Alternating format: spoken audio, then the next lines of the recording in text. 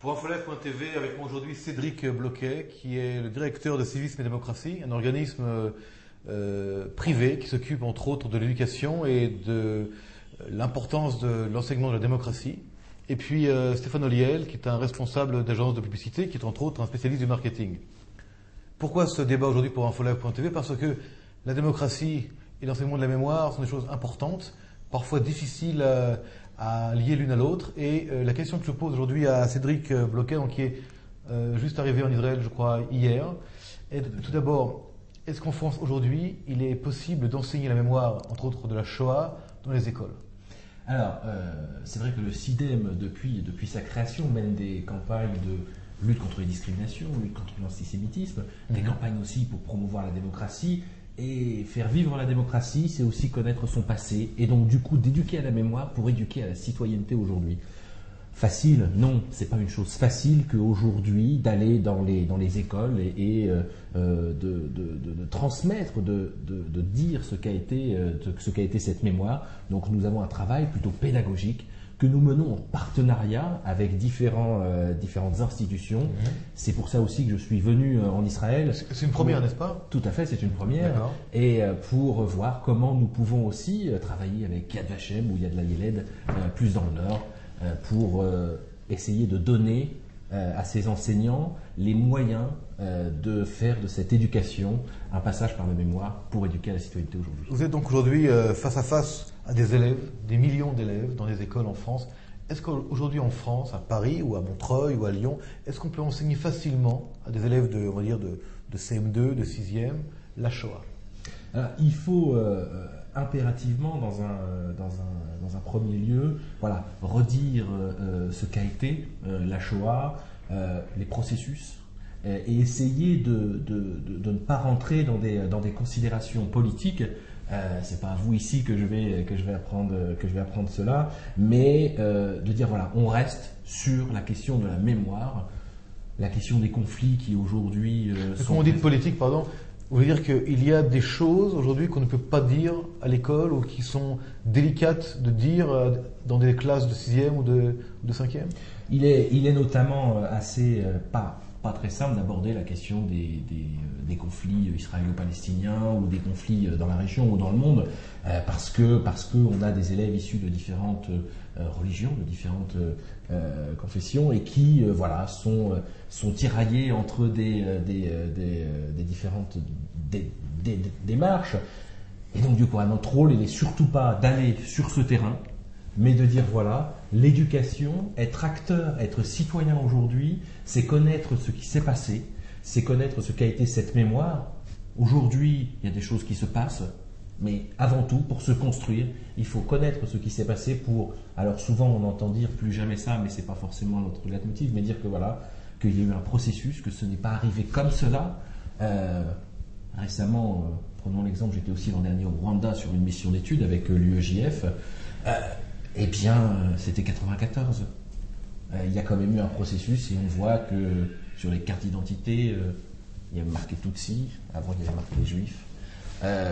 Voilà, donc des processus qui se répètent et que l'on doit impérativement aujourd'hui dénoncer, dire, pour connaître et pour peut-être après que ces jeunes qui sont les citoyens de demain, ces adultes de demain, qui auront à prendre des décisions, il y a un moment où ça se passe, où on voit quelque chose se mettre, d'arrêter tout de suite pour pas rentrer dans ce phénomène et ce qu'a été la Shoah à la fin. Avant de donner la parole à Stéphane Olliel, qui est donc un spécialiste du marketing et de la publicité, je poserai la question sur le marketing de la mémoire. Est-ce que, avant donc de parler avec Stéphane, Cédric, est-ce qu'on peut parler d'une mémoire officielle de la Shoah, ou est-ce qu'il y a plusieurs mémoires qui même parfois sont antinomiques, antagonistes, voire conflictuelles les unes avec les autres? Nous, on lutte pour qu'il n'y ait pas de concurrence des mémoires. C'est-à-dire qu'il y a la mémoire des hommes. Alors souvent, on peut entendre dire des témoins viennent, tout à fait, nous raconter, nous dire voilà ce qu'ils ont vécu. Et c'est souvent un moment important, un moment très très fort que d'entendre ces personnes. Et on se sent assez petit en se disant voilà cette personne en fin de compte. Et il suffit de pas grand-chose. C'est-à-dire que vous pouvez avoir les meilleurs films, vous pouvez avoir les meilleurs documents. Moi, je me souviens de moments où, globalement, derrière, nous, on avait une tonne de documents, des choses intéressantes.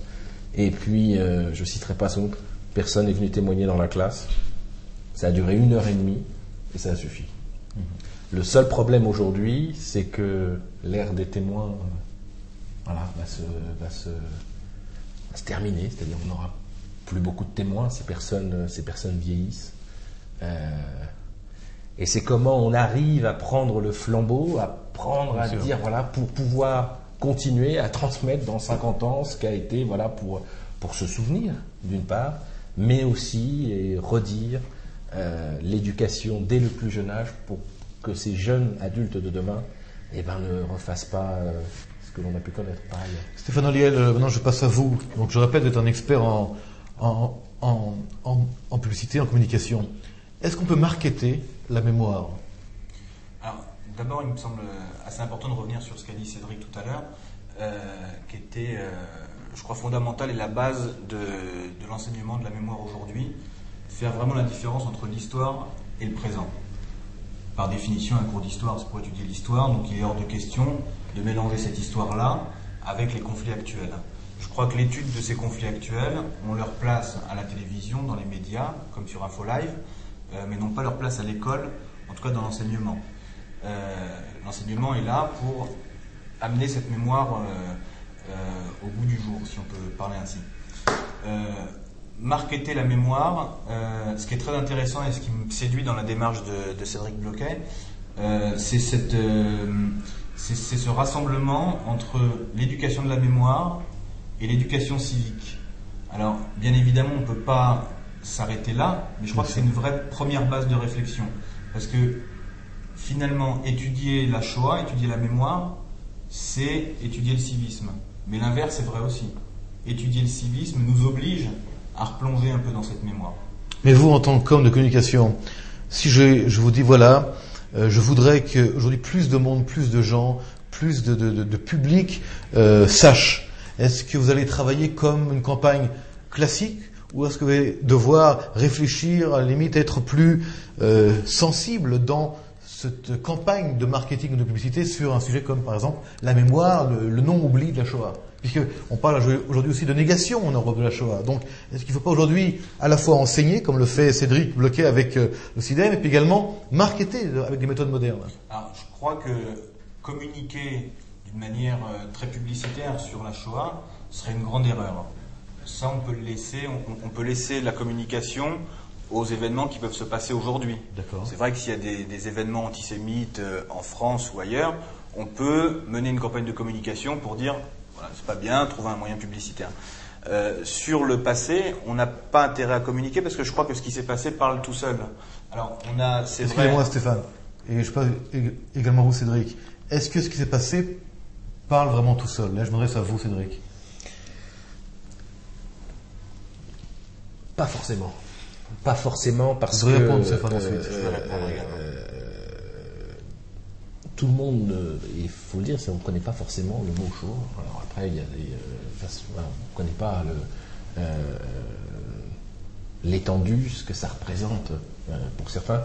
C'est vrai que pour les personnes qui ont eu à vivre cette catastrophe au sein de leur famille, on est tout de suite sensibilisé. On a tout de suite une connaissance. Mais les une autres transmission par les pairs. Et ben les autres, pas forcément. Vous prenez, moi qui ai pu faire des missions en Afrique, il y a tout simplement, mais il y a certains lieux qui n'ont pas été du tout touchés. Il faut rappeler que la Shoah, même si après la Seconde Guerre mondiale, aujourd'hui il y a des gens qui ne connaissent pas. Parce que d'une part, ils n'ont pas forcément accès à l'éducation, et d'autre part, parce que ça réfère en rien à eux. Donc si les images ne suffisent pas. Alors, quand je disais l'événement parle tout seul et se suffit à lui-même, ça ne veut pas dire qu'il est forcément écouté par tout le monde. Il faut donc lui donner la parole. L'événement parle tout seul parce que je crois que, alors c'est vrai qu'aujourd'hui on arrive à la fin d'une grande étape qui est la fin dans quelques années, peut-être quelques dizaines d'années des derniers témoins.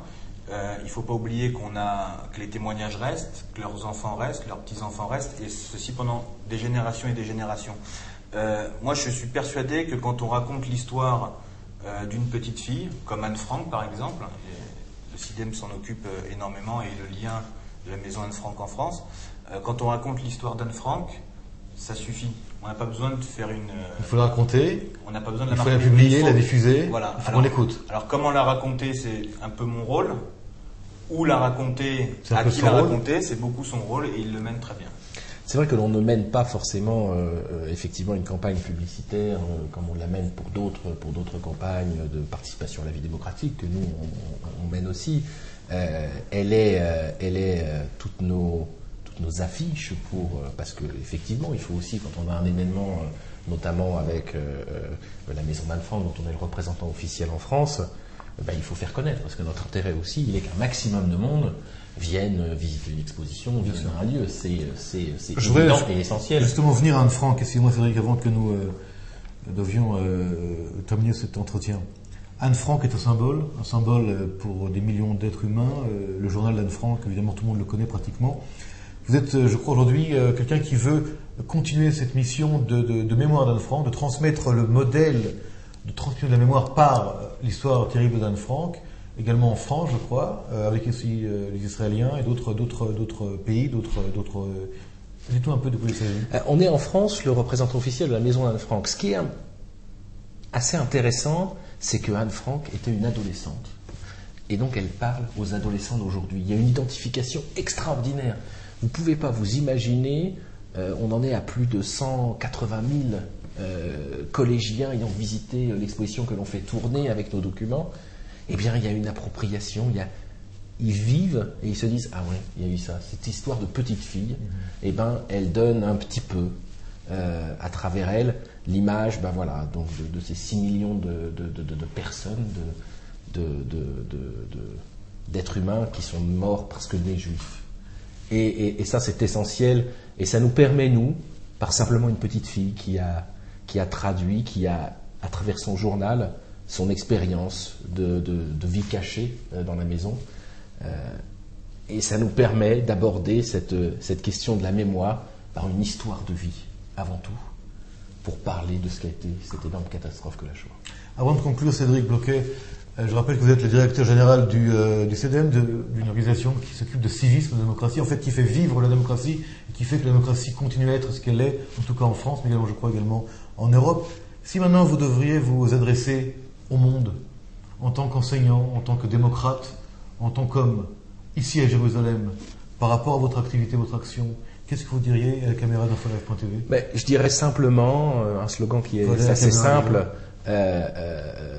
Être citoyen, c'est agir dans son environnement, c'est ne pas laisser les autres décider à notre place, c'est être acteur, c'est faire vivre, c'est ne pas oublier. Et c'est être acteur, c'est se jamais dire, ne laissez pas faire des choses, ne laissez pas dire des choses. C'est essentiel pour permettre à des jeunes qui peuvent vous entendre, à des jeunes que vous pouvez potentiellement avoir accès en éducation, qui deviennent ces adultes demain responsables, solidaires et autonomes. Merci beaucoup Cédric Bloquet, merci beaucoup Stéphane Olliel, merci beaucoup à vous qui nous regardez sur Infolive.tv. Je rappelle que c'était une émission un peu spéciale sur mémoire et démocratie, sur la Shoah, l'enseignement de la Shoah en France entre autres, et surtout comment transmettre la mémoire de manière intelligente à un grand public qui n'est pas automatiquement un public juif. Merci beaucoup.